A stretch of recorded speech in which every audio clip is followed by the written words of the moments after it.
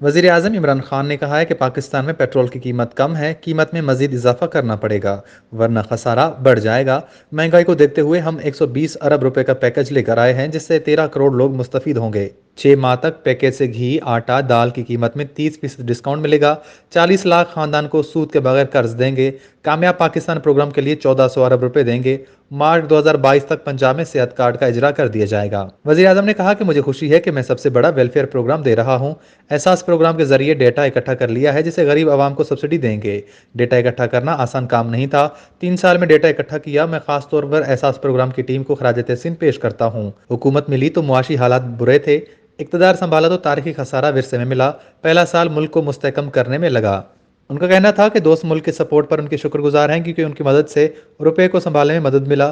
سعودی عرب، UAE، چین نے مشکل وقت میں مدد کی جس پر ان کے شکر گزار ہیں۔ مہنگائی کے معاملے پر وزیر اعظم کا کہنا تھا کہ اپوزیشن کا کام تو ہے تنقید کرنا، اور یہ ہونا بھی چاہیے۔ امریکہ، ترکی، چین سمیت دنیا بھر میں مہنگائی بڑھی ہے۔ عالمی سطح پر گزشتہ 4 ماہ میں پیٹرولیم مصنوعات کی قیمتوں میں 100% بڑھ گئی ہے جبکہ ہمارے ملک میں اضافہ محض 33% رہا۔ عالمی سطح پر بڑھنے والی قیمتوں کے پیش نظر مقامی سطح پر قیمتوں میں اضافہ کرتے تو 450 ارب روپے کا حکومت کو فائدہ پہنچتا۔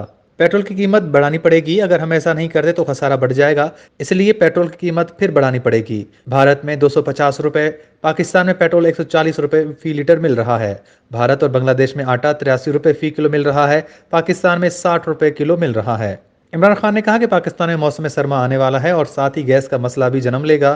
امریکہ میں قدرتی گیس کی قیمت میں تقریباً 116% اور یورپ میں 300% تک اضافہ ہوا ہے، جبکہ پاکستان میں قدرتی گیس پر کوئی قیمت نہیں بڑھائی گئی۔